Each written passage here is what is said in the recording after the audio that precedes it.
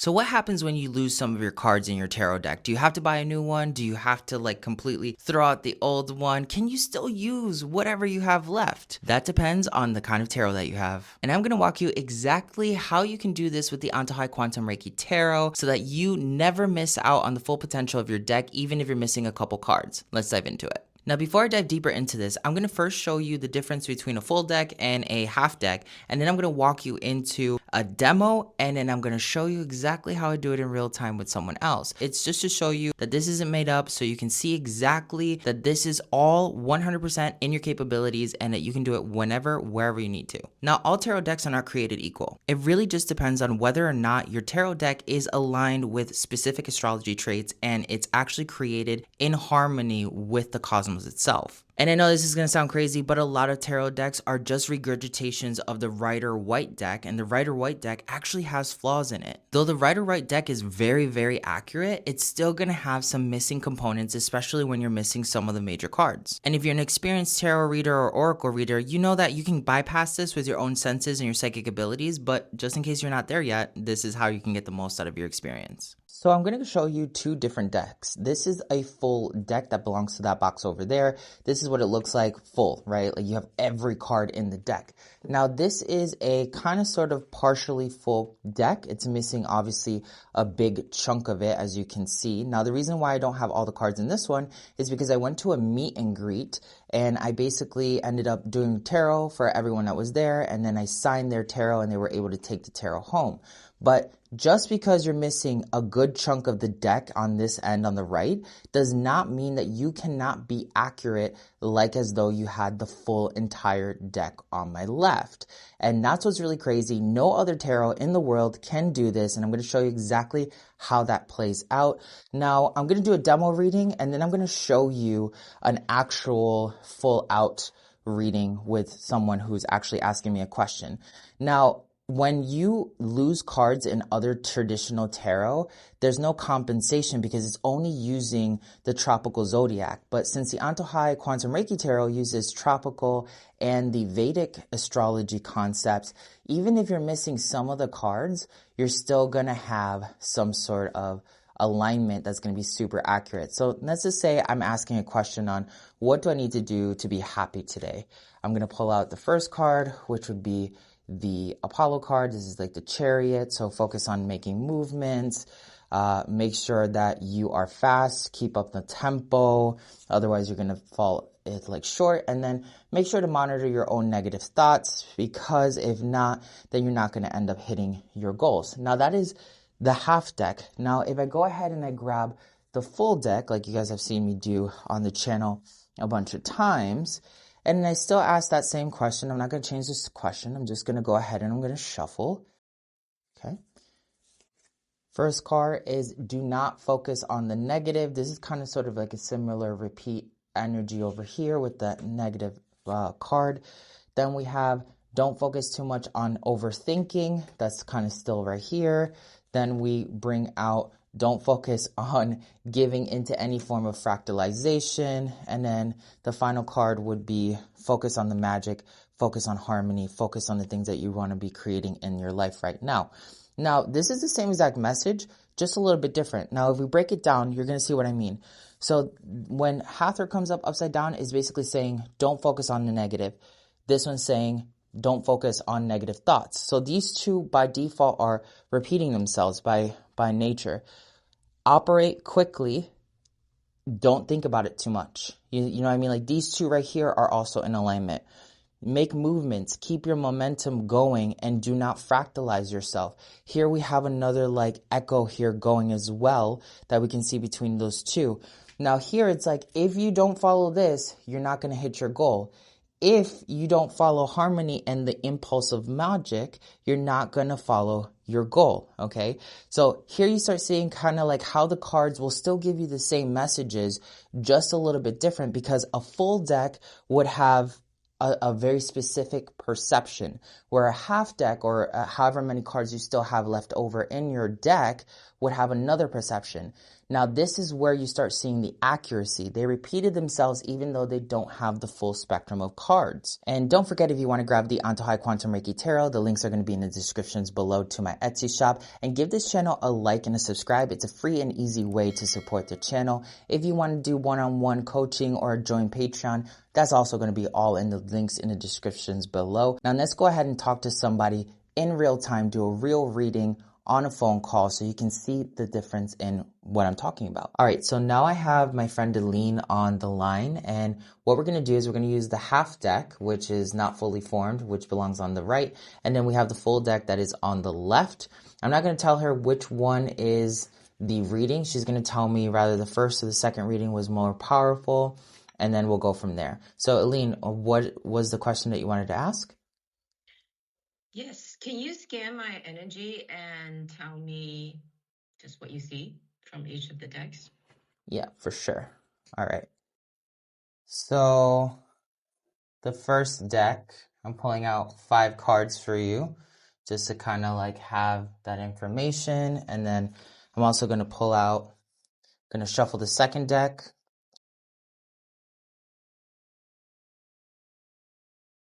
All right, so it looks like the cards are talking about 2 different aspects. The first set of cards is saying that right now you're on the verge of like this massive awakening and expansion. It's teaching you like the edges of chaos and harmony while also totally empowering yourself to only rely on this inherent power within yourself. It's also showing you different aspects of anger, where you need to protect yourself, where you need to be more grounded, and where you're naturally oppressing yourself. Then we have the Ace of Cups, which is then saying like this transformative journey is activating your writing skills, your poetry skills, or like that part of your brain that formulates song, which is also still aligning you with movement and like celestial energy. So like there's the energy of the sun, which is basically saying your spirit is being enlightened, and then there's the energy of water, which is also stating that like you're in flow with your spirit as you like enhance the first 2 cards. The fourth card is saying that you're in alignment with the Taurus energy, the light of your heart, Adonai. So you're really truly understanding what it means to be in your full power. And even though you see how much power that's bringing forward to you, it also is kind of like showing you that you need time, you need patience, because if you go all out on this particular concept, it can be overwhelming. Then the second set of cards is saying that you're not supposed to be worrying about finances in any way, shape, or form. Just focus on the human transformation that you're experiencing. Even though there may be some chaos in different aspects of your life as you go through this journey, it's really just because you're reformulating the concept of infinity within your own mind. They ask you to stay focused but not get caught up in the occult directly, because the occult is now being integrated into you versus you having to deliberately explore it. And then we have the energy of right now is not the time for you to kind of like slack off. It also shows this energy that you don't want to slack off, like you really want to take action. And if you're already on that frequency, that's really good for you to like actually stay there. All of this is about connecting deeper with Mother Nature versus Mother Earth. This isn't about sitting down too much and contemplating the logistics of it. It's more experiential based. Now, did deck 1 or deck 2 feel more in resonance? Okay, so I feel like deck 1 is talking about the things that are very on point of the things that I've been working on and I'm looking at and I'm fully aware of. It feels elevating and motivating. And then deck 2 feels like it's kind of going a little bit deeper. They both resonate, but in different ways. So deck 2 feels like it's giving me new insights. Okay. Yeah. All right. More kind of direct and like no bullshit. Like, don't do that, don't do this. And I'm like, oh my gosh, I need to hear that. Gotcha. So like that deck 2 is basically giving you a little bit more detail on like the shadow concepts and aspects of it, versus Yes. deck 1 is more so telling you what you're doing right now, still giving you a little bit more guidance, but it's not like going directly into the shadow. Yes. Okay, cool. Would you say they're both still accurate? Would you say one is more powerful than the other? I know one of them is Oh, giving you more detail, but like, yeah. assuming you didn't have control over which option, would you be satisfied with both, or would you still feel lackluster with one versus the other? Oh, I think I would be satisfied with either, honestly, but personally, I like number two more because it's showing me the size that I missed. So it's Gotcha. more shadowy. Yeah. Gotcha. Yeah. The deck two is all the cards. Deck one is the half deck. Okay, that makes sense. Because deck one feels like it's like giving me a lot of details and it's like elevating me and it's showing me, oh yeah, and you see, you've been doing this and that and this and that and this and that and this and two, and all of it's great. Just keep moving. Like it feels more like positive. Mm. But because I've been working on this for a while, I wanted to hear something that I'm missing. Yeah. Well, okay, cool. Yeah, so this is what I wanted to show the students. I wanted them to see that both decks are still accurate. It might be like a different perception, and that's kind of like how I explained it. Like, because you don't have all the cards is one particular perception versus another, but you're still going to be hella accurate. Yeah, totally. It is like the cards will just end up kind of delivering other information, but still dead on, and it's still very relevant, just not going as deep. Yeah, Yeah. so that's cool. Yeah, so like, and I'm gonna do one more thing before I let you go. I'm gonna take deck one and we're gonna shuffle it one more time and see if it comes up with any other sufficient detail that matches deck two. Okay. So the first card that comes out, lots of wisdom that you're tapping into. It's diving you deeper into spiritual love. It's also showing you like the depths of the unconscious mind. It's showing you that you're letting go of a lot of grief. You're letting go of a lot of dominion, needing to control while allowing everything to fall into place harmoniously. It's also showing you how to overcome the darkest aspects of your own consciousness and certain magics that have been holding you back, whether you've been trying to master them or there's been something else going on. And then it's showing you that you don't need to convince yourself anymore that you're invincible. You're already on that path. It's just a matter of allowing it to all fall into place because reality is reatomizing around you. And just to be mindful of the energy of greed, but you are ensured victory on your current path if you just continue doing what you're doing. So does that feel like it got a little bit more deeper? Oh yeah, that's great. Okay. Yeah, So then that's all you need to do, right? Like if you have half of the deck, just go, let me do a general one, and then let me go kind of probe deeper into it. yeah, let me go shuffle it a second time to like pull out a second layer of the cards, yeah. And then Yeah, a lot of this second pull sounds very similar to deck two on the first pull. yeah. This one did go into like being mindful of greed, which is literally something that I've been looking at, and I know, not that I'm like thinking I'm done with it, but it's good to be reminded again.